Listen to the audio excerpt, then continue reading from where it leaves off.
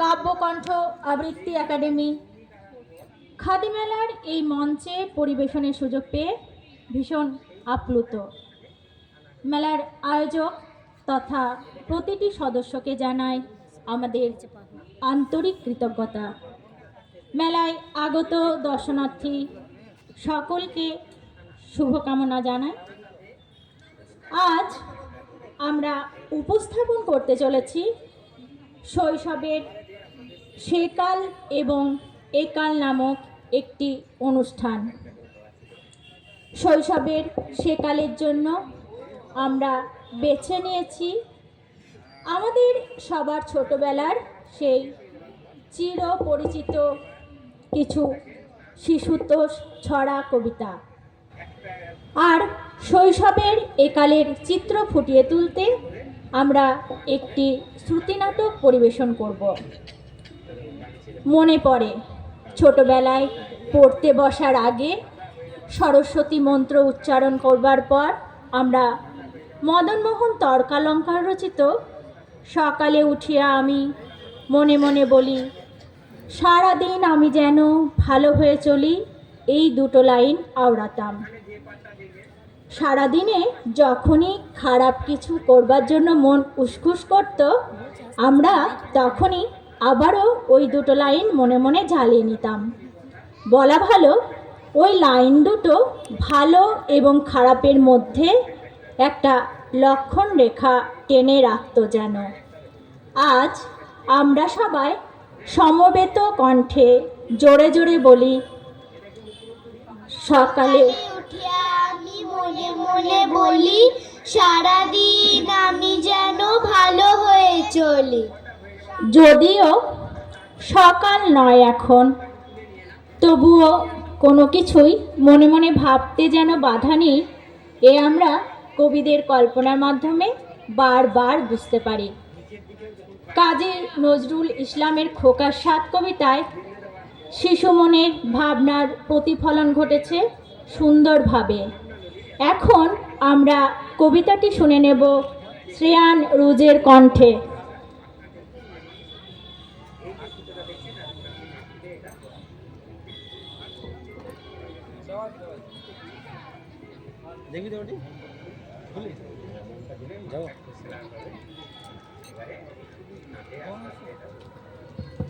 Hello hello check hello. এটা কাছে থেকে হয়ে গেল, ছবিটা ভালো হচ্ছে না।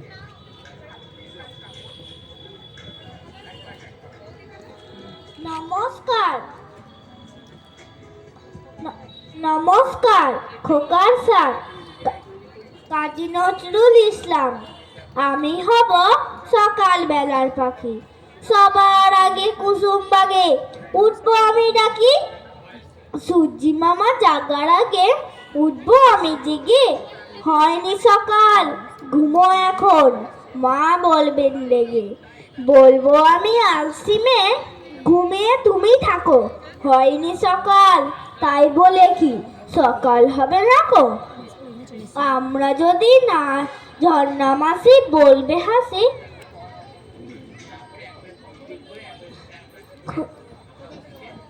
নমস্কার খোকার স্যার, কাজী নজরুল ইসলাম। আমি হব সকালবেলার পাখি, সবার আগে কুসুম বাগে উঠবো আমি ডাকি। সূর্যি মামা জাগার আগে উঠবো আমি জেগে। হয়নি সকাল, ঘুমো এখন, মা বলবেন লেগে। বলবো আমি আলসি মেয়ে, ঘুমিয়ে তুমি থাকো। হয়নি সকাল, তাই বলে কি সকাল হবে না কো। আমরা যদি না জাগি মা, কেমনে সকাল হবে।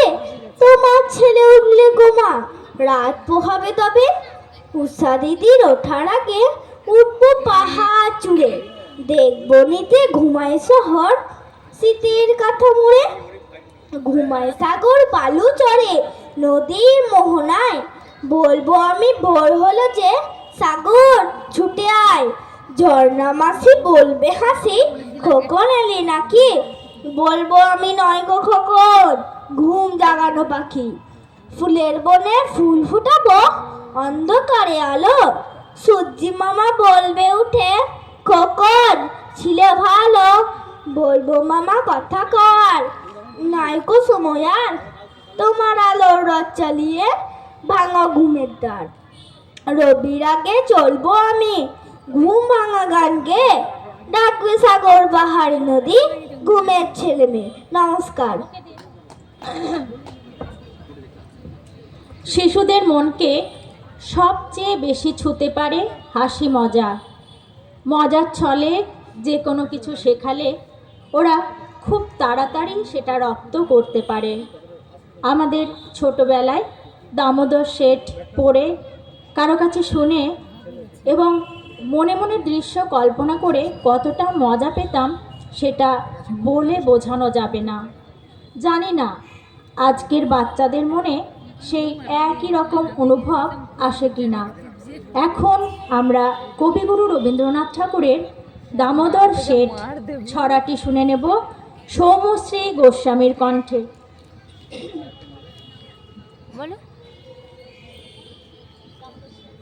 নমস্কার। দামোদর শেঠ রবীন্দ্রনাথ ঠাকুর।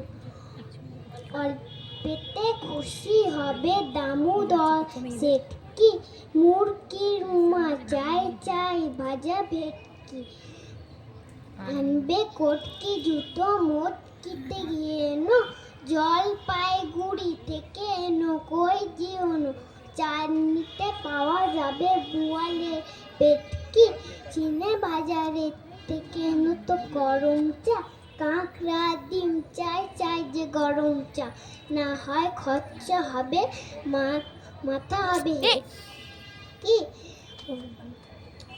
মনে রেখো বড় মাপে কয়া চাই আয়োজন, কলেবর খাটো নয় 3 মণ প্রায় ওজন, খোসনিও ঝরিয়ে জিলিপি রেটকি।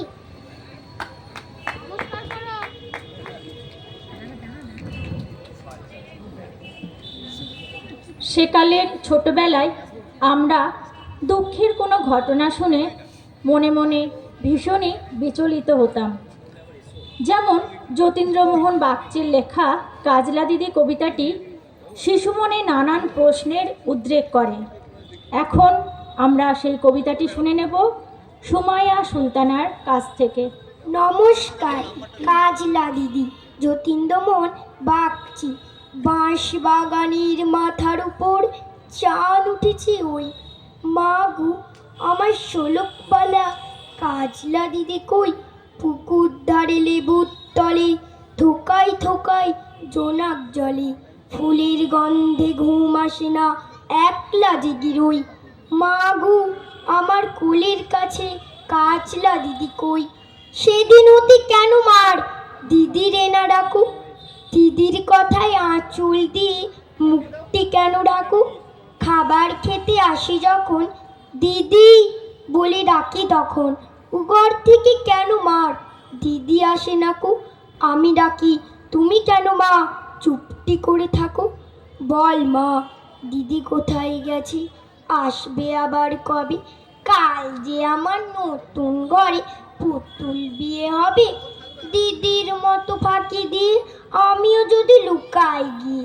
তুমি তখন একলা ঘরে কেমন করে রবে, দিদিও নাই আমিও নাই কেমন মজা হবে, ভুঁই চাপাতে ভরে গেছে শিউলি গাছের তাল, মারাস নে মা পুকুর থেকে আনবি যখন জল, ডালিম গাছের ফাঁকে ফাঁকে বুলবুলিটা লুকিয়ে থাকে, উড়িয়ে তুমি দিও না মা ছিঁড়তে গিয়ে ফল, দিদি যখন শুনবে এসে বলবে কি মা বল, বাঁশ বাগানের মাথার উপর চাঁদ উঠেছে ওই, এমন সময় মা গো আমার কাজলা দিদি কই, লেবুর তলে পুকুর পাড়ে ঝিঝিটাকে ঝোপে ঝাড়ে, ফুলের গন্ধে ঘুম আসে না তাই তো জেগে রই, রাত্রি হলো মা গো আমার কাজলা দিদি কই। নমস্কার।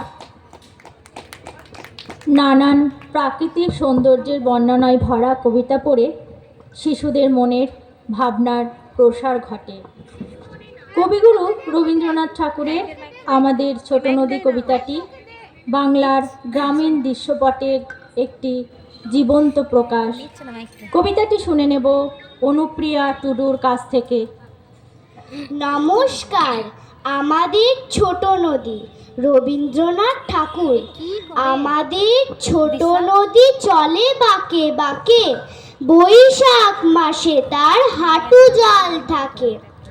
পার হয়ে যায় গরু, পার হয় গাড়ি, দুই ধার উঁচু তার, ঢালু তার পাড়ি। চিক চিক করে বালি, কোথা নাই কাদা, এক ধারে কাশবন ফুলে ফুলে সাদা। কিচিমিচি করে সেথা শালিকের ঝাঁক, রাতে ওঠে থেকে থেকে শেয়ালের হাঁক। আর পারে আমবন তাল বন চলে, গায়ের বামুন পাড়া তারি ছায়া তলে। তীরে তীরে ছেলে মেয়ে নাহিবার কালে, গামছায় জল ভরে গায়ে তারা ঢালে। সকালে বিকালে কভু নাওয়া হলে পরে, আঁচলে ছাকিয়া তারা ছোট মাছ ধরে। বালি দিয়ে মাঝে থালা ঘটিগুলি মাঝে, বধূরা কাপড় কেচে যায় গৃহ কাজে। আষাঢ়ে বাদল নামে নদী ভর ভর, মাতিয়া ছুটিয়া চলে ধারা খরতর। মহাবেগে কল কল কোলাহল ওঠে, ঘোলা জলে পাকগুলি ঘুরে ঘুরে ছোটে। দুই কূলে বনে বনে পড়ে যায় সারা, বর্ষার উৎসবে জেগে ওঠে পাড়া। নমস্কার। সেকালের শৈশবেরও শাসনের বাঁধন ছিল, নিয়মানুবর্তিতা এবং অধ্যবসায় ছিল, ছিল অভিভাবকদের চোখ রাঙানিও। তাই আমরা এমনকি ছুটির দিনেও আগে পড়াশুনো করে তারপর খেলাধুলো করতাম। এমনই একটি ছুটির দিনে একটি গ্রামের বালক খেলার জন্য নির্দিষ্ট জায়গায় এসে দেখল তার বন্ধুরা আসেনি এখনো। অপেক্ষারত সেই বালকের জবানিতে বীরভূমের আঞ্চলিক ভাষার কবিতা লেখায় এবং পাঠে আমি পাপিয়া মণ্ডল। বাবারে বাবারে, সেই কখন থেকে বসে আছে একঠিয়ে, এখনো ওদের সময় হলো না, কখন যে আসবে ব্যাট বল নিয়ে। স্কুল থেকে ঘর আসছিলাম কালকে বিকেলো, তখনই তো আজকে সকালে খেলবার কথা হলো। রবিবার বটে আজকে, তাই তো খেলবো সবাই মিলে। পাড়ার আমাদের সঙ্গী সাথী যত ছেলে পিলে, ছুটির দিনটাতে সকাল সকাল আমরা খেলতে যাই। ফুটবল, ব্যাট বল, ডাঙ্গুলি, যখন যেটা পাই। তাই বলে ভেবো না কো ঘরে পড়ি না কো ছুটির দিনে, সকাল থেকে পড়া করে তবে এসেছি এই ঠিয়ে। তা নালে মা বাবাতে বকবে আমাকে বেজায়। শুধু শুধু বকা ঝকা খেতে কার মনটা চায়। সেই লেগেই পড়াশুনোটা করে লি আগে ভাগে, তারপরেতে খেলাধুলা সাঁতার কাটা যখন যেটা মনে লাগে। আমরা সবাই পড়ি বটে গাঁয়ের স্কুলটোতে, মাস্টার আর দিদিমণিরা আসছে শহর থেকে। আমার নামটা দীপক বটে, দীপু ডাকে সবাই। ক্লাস 5 হলো এবার, হাই স্কুলেতে যায়। হেঁটে হেঁটে যাই গো আমরা, খুব বেশি দূর নয়। বুধু, কালী, শিবু, সদাই আরো অনেকেই সঙ্গী হয়। ওই যে গো ওরা আসছে সবাই হইচই করে, ঘুড়ি লাটাই নিয়েছে হাতে, ব্যাট বল ছেড়ে। তা হোক গো যে খেলা একটু হলেই হলো বটে। এইবারেতে লাটাই ঘুড়ি নিয়ে বেড়াইব ছুটে ছুটে। এই দেখেছ, তখন থেকে বক বকাইছি আমি। তোমারাও তেমনি বট, থামাইছ না জি। কাজ কাম নাই কো নাকি ছুটির দিন, তাই বকর বকর শুনছ জি সব, কিছু কি করার নাই। বুঝিয়ে করোগা তোমরা, তবে এখন বসিয়ে থাকো। সারা দিনটা কি করবে সেইটা এবার ভাবো। বন্ধু ছাড়া, খেলা ছাড়া মজাতে কি দিন কাটে। আমি তবে গেলাম এবার খেলতে ওদের সাথে। শিশুদের মনে হয় ওদের কথা শুধু মানুষ নয়, জীবজন্তু এমনকি জড় বস্তুও বুঝতে পারে। কবি নবকৃষ্ণ ভট্টাচার্যের কাজের আনন্দ কবিতায় মৌমাছি, পিপীলিকা এবং পাখির কাছে ছোট্ট শিশুর প্রশ্ন আমরা এখন শুনে নেব অনুরাজ মাঝির কণ্ঠে। ও সবাই দিয়ে যাবে। কাজের আনন্দ নবকৃষ্ণ ভট্টাচার্য। মৌমাছি মৌমাছি কোথা যাও নাচি নাচি দাঁড়াও না একবার ভাই, ওই ফুল ফোটে বনে যাই মধু আহরণে, দাঁড়াবার সময় তো নাই। ছোট পাখি কিচিমিচি ডাকি ডাকি, কোথা যাও বলে যাও শুনি, এখন না কাবু কথা আনি আসি, তিনলতা আপনার বাসা আগে উনি। পিপিলিকা দরবল সারি রাখা, কোথা যাও যাও ভাই বলি, শীতের সঞ্চয় চাই, খাদ্য খুঁজিতে চিতাই, সয় পাই পিল চলি। কাজী নজরুল ইসলামের খুকি ও কাঠবেড়ালি কবিতায় একটি কাঠবেড়ালির সঙ্গে একটি খুকির একান্ত আলাপ আমরা সবাই শুনেছি। এখন আমরা আমাদের খুকি তাসমিন সুলতানা ওর কণ্ঠে শুনে নেব খুকি ও কাঠবেড়ালি কবিতাটি। নমস্কার, খুকি ও কাঠবেড়ালি, কাজী নজরুল ইসলাম। কাঠবেড়ালি পেয়ারা তুমি খাও, গুড় মুড়ি খাও, দুধ ভাত খাও, বাতাবি নেবু লাও, বেড়াল বাচ্চা কুকুর ছানা তাও, ডাইনি তুমি হোক্কা পেতুক, খাও একা পাও যেথায় যেতুক, বাতাবি নেবু সকল গোলো, একলা খেলে ডুবিয়ে নুলো, তবে যে ভারী ল্যাজ উঁচিয়ে, পুতুস পাতুস চাও, ছোচা তুমি তোমার সঙ্গে আরই আমার যাও, কাঠবেড়ালি বান্দ্রি মুখী, মারব ছুড়ে কিল, দেখবি তবে রাঙাদাকে ডাকবো, দেবে ঢিল পেয়ারা দেবে, যা তুইও চা তাই তো তোর নাকতি বোচা, হুতমো চোখি গাপুস গুপুস, একলাই খাও হাপুস হুপুস, পেটে তোমার পিলে হবে কুড়ি কুষ্টি মুখে, হে ভগবান একটা পোকা যাস পেতেও ঢুকে, ইস খেও না মস্ত পানা, ওই সেই পাকাটাও, আমিও খুব পেয়ারা খাই যে, একটি আমায় দাও। কাঠবেড়ালি তুমি আমার ছদ্দি হবে, বৌদি হবে, রাঙা দিদি, আর খেও না পেয়ারা তবে, বাতাবি নেবুও ছাড়তে হবে, দাঁত দেখিয়ে দিচ্ছ যেতুক, ও মা দেখে যাও, কাঠবেড়ালি তুমি মরো, তুমি কচু খাও। নমস্কার। খুকি ও কাঠবেড়ালি কবিতার সঙ্গে সঙ্গে কাজী নজরুল ইসলামের যে কবিতার নাম একই সঙ্গে আমাদের মনে আসে তা হলো লিচু চোর। এখন স্নেহাশিস রায়ের কাছ থেকে শুনে নেব লিচু চুরি করার সেই কবিতাটি। নমস্কার, লিচু চোর কাজী নজরুল ইসলাম।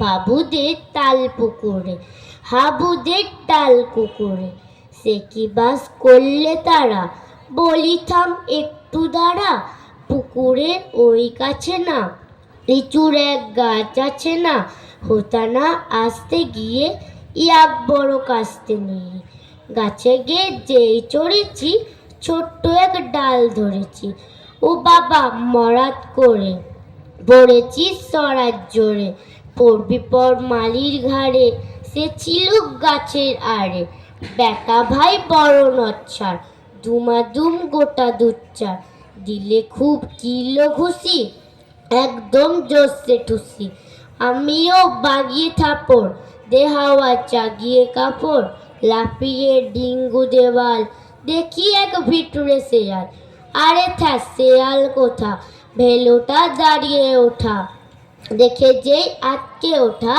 কুকুরও জুড়লো ছোটা, আমি কই কম্বু কাবার, কুকুরেই করবে সাবার, বাবা গো মা গো বলে পাঁচিলের ফোকল গোলে, ঢুকি গিয়ে বস্তির ঘরে, যেন প্রাণ আসলো ধরে। যাবো ফের কানমুলি ভাই, চুরিতে আর যদি চাই, তবে মোর নামই মিছা, কুকুরের চামড়া খিচা। সে কি ভাই যায় রে ভোলা, মালির ওই পিকনিগুলা। কি বলিস ফের হপ্তা, তাও বা না কপ্তা। নমস্কার। বাংলা শিশু সাহিত্যের অধিকাংশ জায়গা জুড়ে আছে সুকুমার রায়ের ছড়া এবং কবিতা। টাকাই না জিজ্ঞেস করি। শিশুদের মনের মতোই ছন্ন ছাড়া এবং অলীক কল্পনার মাধ্যমে তিনি শিশু মনে পাকাপোক্ত জায়গা করে নিয়েছেন। এখন আরফা সুলতানার কণ্ঠে শুনব সুকুমার রায়ের আবোল তাবোল কাব্যগ্রন্থের ভয় পেও না কবিতাটি। নমস্কার। ভয় পেও না সুকুমার রায়, ভয় পেও না, ভয় পেও না, তোমায় আমি মারবো না। সত্যি বলছি, উস্তি করে তোমার সঙ্গে পারবো না। মনটা আমার বড্ড নরম, হারিয়ে আমার রাখতে নেই। তোমায় আমি চিবিয়ে খাবো, এমন আমার সাধ্যি নেই। মাথায় আমার শিং দেখে ভাই, ভয় পেয়েছো কতই না। জানো না মোর মাথার বেড়া, কাউকে আমি গুতোই না। এসো এসো গর্তে এসো, বাস করে যাও 4টি দিন। আদর করে শিখেই তুলে রাখবো তোমার রাত্রি দিন। হাতে আমার মুগুর আছে, তাই কি তাই থাকবে না। মুগুর আমার হাল কেমন, মারলে তোমায় লাগবে না। আভয় দিচ্ছে সূর্য রাজা, ধরবো নাকি ঠ্যাং দুটা, বসলে তোমার মুন্ডু চেপে, বুঝবে তখন কাণ্ডটা। আমি আছি, গিন্নি আছেন, আছেন আমার 9 ছেলে। সবাই মিলে কামড়ে দেব, মিথ্যে আমার ভয় পেলে। নমস্কার।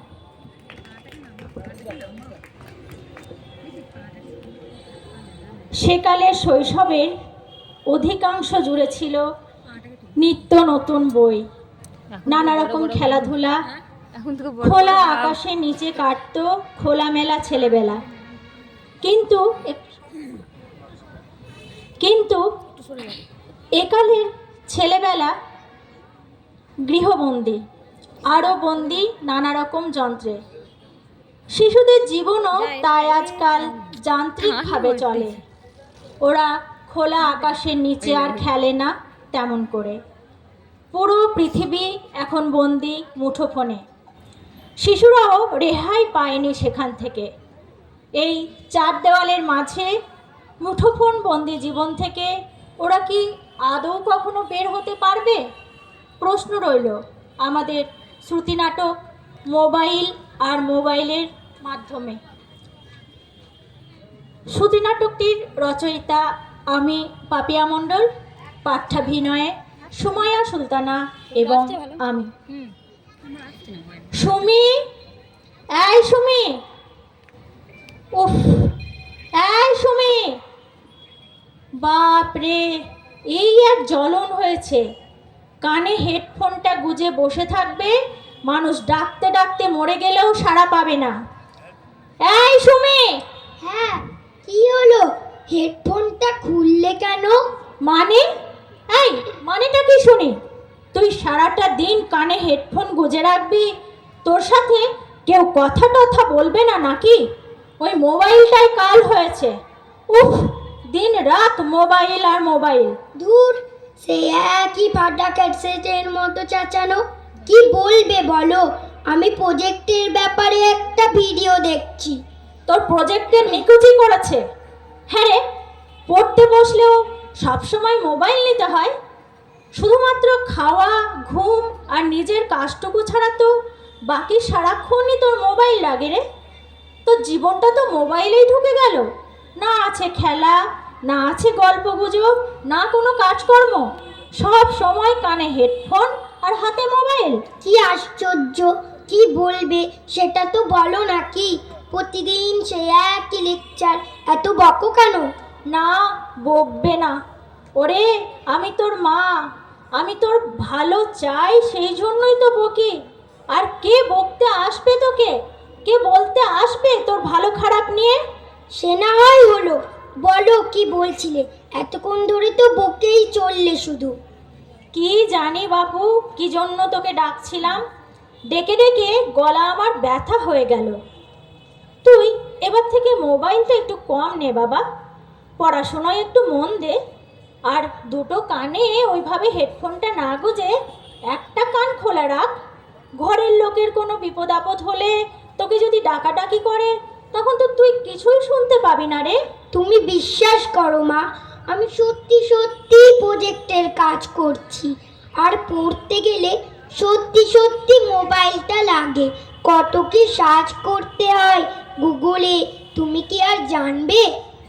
সেই তো, আমি কি আর জানবো? আমি তো গাধা, আমি এসব কিচ্ছু জানি না। তা হ্যাঁ রে, বইয়ে কি কিছুই লেখা থাকে না? তাহলে ওই গাদা গাদা টাকা খরচ করে বইগুলো কেনা হয় কেন? মোবাইলেই তো পড়লে পারিস। দাঁড়া, আসুক তোর বাবা, খালি মুখে মুখে তর্ক। খুব লেয়াকত হয়েছিস না?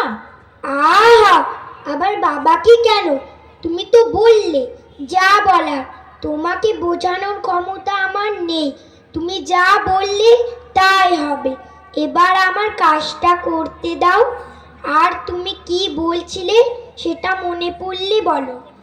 হ্যাঁ, আমি তো অবুঝ, আমাকে তুই বোঝাবি কি করে? তুই তো বিশাল বোঝদার হয়েছিস। থাক, তুই ওই মোবাইলেই ঢুকে থাক, আমি চললাম রান্নাঘরে। যাও মা লক্ষ্মী আমার। উফ, আমাদের কচি কাচাদের নিয়ে হয়তো ওরা অনেক ভুল ত্রুটি করেছে। তো আমাদের এই ছোট্ট নিবেদন, ছোট্ট প্রচেষ্টা আপনাদের কেমন লাগলো অবশ্যই জানাবেন। এখানে আমাদের নিবেদন শেষ করছি। নমস্কার।